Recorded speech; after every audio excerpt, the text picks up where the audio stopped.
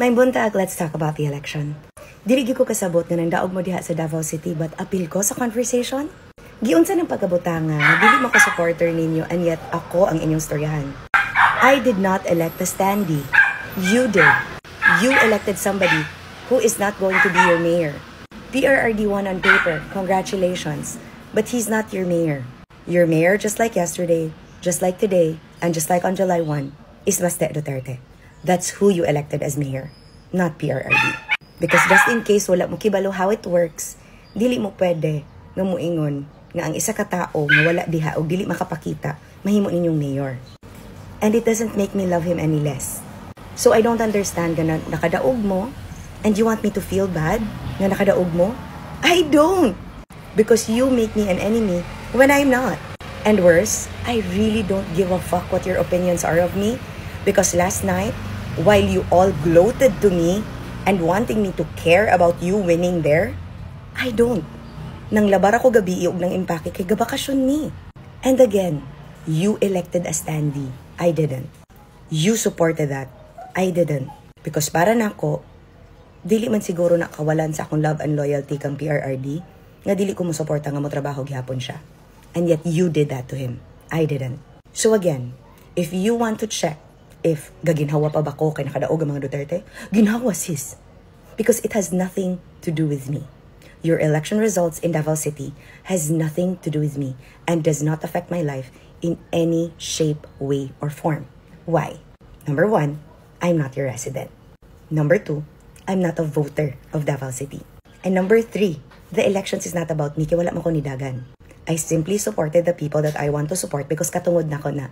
Because again, it's a free country. And again, wala po'y nabago because abli lang gid gihapon ang Tingog Center para mutabang sa tanang Dabawenyo nga ninahanglan from districts 1, 2, and 3. Ganina pa alas 8, just in case wa mo kibaw. So sa mga tanan nga nga suko sa kuha, for what? Mga sakit mo, kumplituhan lang inyong requirements o makita-kita ta ninyo sa Tingog Center. Ana ra na kasimple? Because at the end of the day, ayaw mo kaayo pagpaka-diehard kung dili magani ka mo ang right hand. Ayaw kay mo pagpaka-diehard kung karong buntaga, nakigbisog na mo sa problema nga walay labot ang mga politiko nga loyal kaayo mo. So, mora na. I hope that's clear. Ingat! Wala gyud kapildihan because daog gid gihapon ng tingog. Need I remind everybody that despite us being the most attacked, the most lied about, and giingnan pa mo nga dili mi pabutaran, and yet we gained almost 1 million more votes now in 2025 than we did in 2022. So it's kind of hypocritical no nga dili ka musugot nga tulo ang among seats but Duterte Youth at number 2 because of your apelido, not because of their work done. Because sure ko, we did more.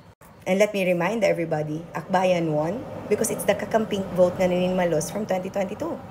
So again, we did not lose a single vote because we gained almost 1 million. And of the top 3 most voted for party lists, kami ang naay 218 ka mga opisina nga ni abri ganinang alas 8 nga muragway na hitabo. So no one lost. Least of all me, and most of all, my Tingog Party List family. Because at the end of the day, kami ang nidaog nga agi ang gipastorya. Tao ang natabangan, balaod ang gihimo, and walay lain pa.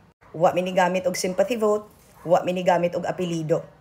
In fact, kami pa ang paboritong giatake, pero wa mi matarog. And dili lang basta-basta nga wa matarog, daog gyud gihapon. So para sa kuha ba, ang inyong pagsulti nga pildi ko, dili. Kaya di man ko ninyo residente. Dili ko pildi.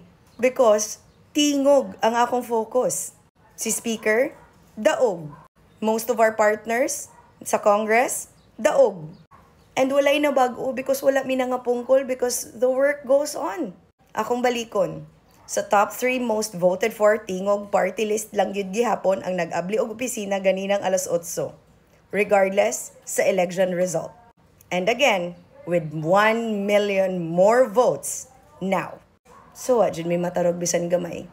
Way nalagas nga boto, walay na sayang, kay padayon ang serbisyo. Good morning! Ingat! Let me remind you nga karong buntaga, ang imong problema, ikaw ray magsagubang. Imong mga utang, ikaw ra say magbayad. Focus gyapon kay ka sa eleksyon pero ang mga politiko nga diehard kay ka, dili ka nila himo og right hand. Dili sad sila makatabang sa imong problema sa pang-adlaw-adlaw. Pero imong kinabuhi, gusto gid nimo i-pause kay makibisog ug makig-away ka ug i-try gid nimo nga tarugon ko. Let me remind you that I have a life outside of politics because I'm not a politician. I'm a public servant and dili pud mawala akong pagpanerbisyo sa katawhan regardless wherever I may be in the Philippines or the world.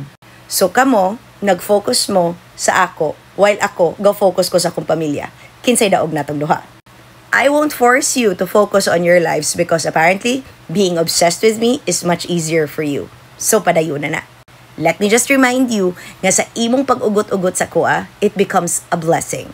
Because no matter what you do to pull me down, you can't really do anything to somebody who just doesn't give a fuck about you. Ingat!